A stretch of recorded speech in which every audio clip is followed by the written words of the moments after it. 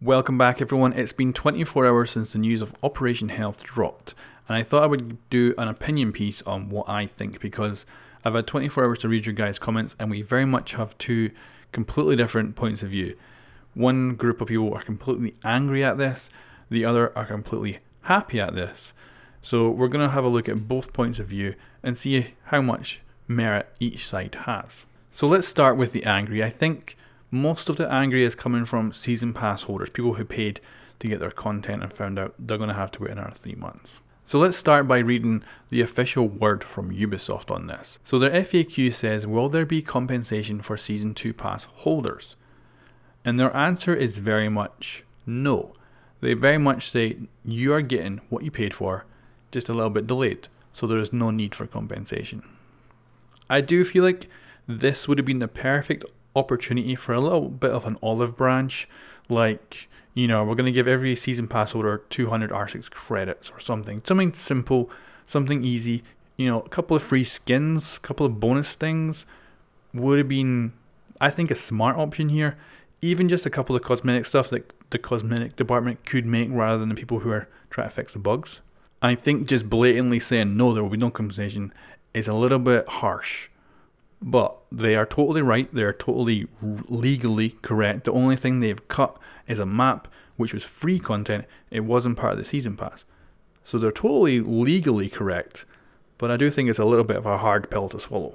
But my opinion on this, for season pass holders, that we are going to get everything we paid for. We're going to get a little bit late, but we're going to end up with a better game in the end. What I think is maybe the harder thing for me is that instead of waiting 3 months to get new operators, we're going to have to wait 6 months. And that's half a year. That is half of a season that we're going to have to wait to get new content. So to have paid for the season pass and then have to wait half of that season to actually get new content, I think that's pretty bad. That actually does kind of sit badly with me, the fact that we're waiting half a season for it. And definitely I could see that putting off a lot of people who bought the season passes this year from buying it next year, because they were like, should I really? You know, I can just buy the operators which are renowned, wait a week later. Why bother picking up the season pass? And I've got to say, makes a lot of sense, really does. So in my opinion, I do think there's a legitimate thing to be angry at, and the fact that Ubisoft isn't really giving any kind of olive branch, isn't really saying like, here's something for your delay, you know, just a little bit, even if it's just a couple of skins or something. And I definitely think that Ubisoft could do better. They really could give their paying customers, some, you know, people who are putting over money, they really could give them something. Maybe not something big, but I think they really should give them something. But that's my opinion there.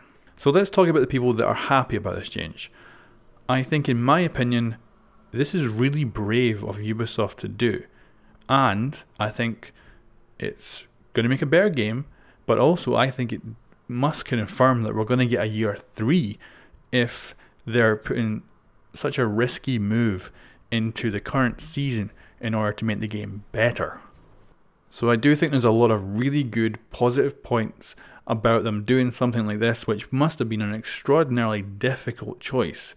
Now guys, what I think we should do is we should really pick apart Operation Health's roadmap and figure out what we're actually getting over these 3 months, and you know, why they need 3 months to do all this stuff. So let's start with number 1.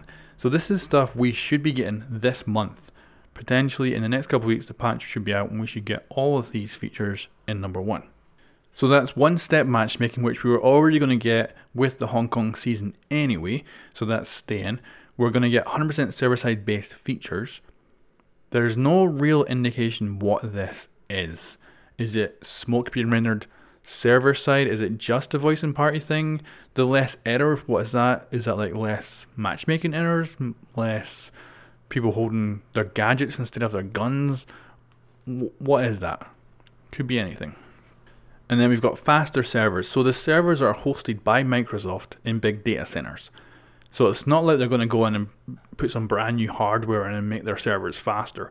So it really is, from what I can read, it's going to be a higher tick rate, which was something implemented in Battlefield to very big success. So hopefully that will also help here as well. But Again, it's very vague. We don't get any real details how high that tick rate will be. And then we've got improved hit registration. Now, improved hit registration will probably come from the higher tick rate. That will help hit registration. So will there be other improvements to hit registration? Like, it's been so long that we've been complaining about hit registration, and they've added in and done so many things to help hit registration that it's kind of comical at this point that it's still a major issue. But that is all stuff in number 1. That should all be fixed basically in a couple of weeks when they release that patch with hopefully all of these features in it.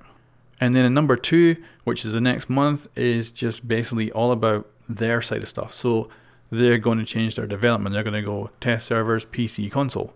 So, you know, that's pretty standard relatively with a lot of games. So there's not really anything for us, the gamers, to actually be bothered about.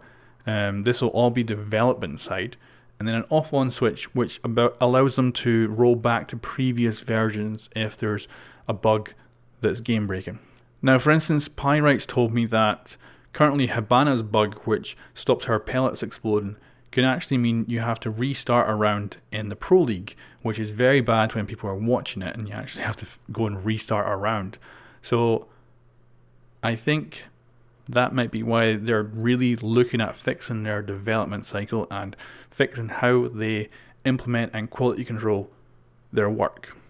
The problem with number 2 for me is none of this that we see here is going to affect the actual player. There's no new features, there's no new content, there's no new fixes. This is all about fixing their development cycle and doesn't implement us at all. But it is good for us gamers because, of course, if something does break when a patch comes out, they can fix it immediately. And this is future proofing, I guess. So, you know, a year down the line, 6 months down the line, and they mess up and they release something that was busted, they can hopefully immediately revert it back to a previous patch and bang, everything's fixed again. And that would be really cool if that was the way it works. And then number 3 is bug fix sprints. And from just reading this, it just seems to me that what they're going to try and do is fix all the stuff that appears in the Reddit repeatedly, like Frost showing up with Capcan's icon, or an attacker being on a defender's team, like those kind of constant posts on the Reddit that keep popping up over and over and over again. It kind of feels like that, because they're very much addressing community bugs. And community bugs, I'm guessing, are just the stuff that keeps popping up over and over. And certainly I think the Rainbow Six Reddit right now is probably the main place to go to get Rainbow Six news, or if you're a new player coming into the game, you probably go there first. Or if you're thinking of buying the game, you probably go there first. So they may want to fix all these bugs and issues that keep constantly popping up on the Reddit. But the thing about Operation Health and the roadmap here is it's actually really light. When you go in depth and all this stuff, there's not much to it. It's a lot of future proofing. There's not much for the player. But of course, if this stuff fixes lots of stuff and fixes stuff for like years to come, that will be a huge addition for the player.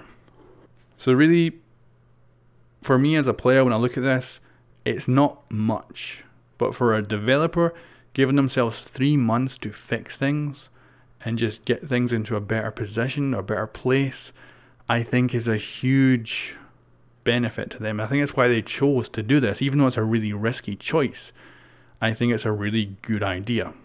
So back to the main roadmap and my conclusion. I feel like this is definitely a really good thing for the game, and this Operation Health could have potential to fix things for years to come. But I also think the game's been out a year and a half. They've had a lot of time to fix and tweak things. They've had a lot of time to get that new matchmaking in. They've had a lot of time to improve the game, and now they're needing to fix it and take 3 months out to fix it. And I'm a bit worried that they won't be able to. That those 3 months won't be enough. And I kind of like go, I'm kind of worried. I'm kind of worried. And then if you look at it, right, Season 3 with the Hong Kong operators, we're going to have 3 new operators.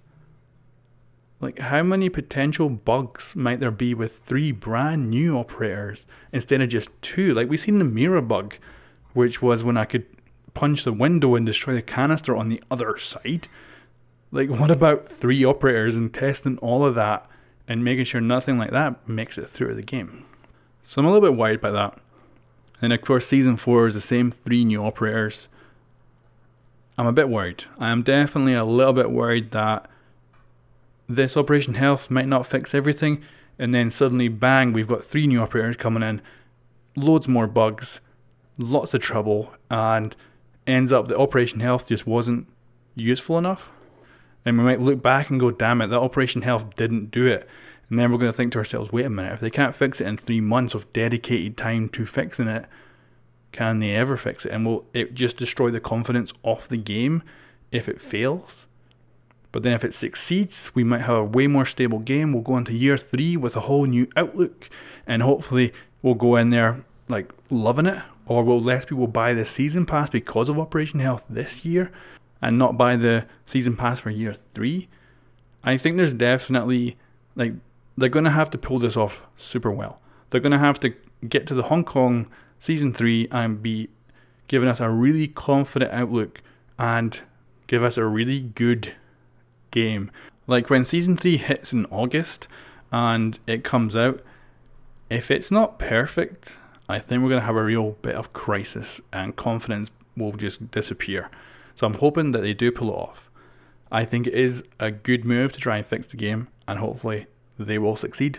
But I'm a bit lacking in confidence because they've had a year and a half to fix the game and they haven't. So now they're going to need to dedicate 3 months. I'm a little bit like, oh, I really hope it works, but I'm not entirely confident. Well, anyway, guys, that's my opinion. And you can tell me what you think of my opinion and tell me if I'm wrong or right. Thank you very much for watching, guys, and I'll catch you next time.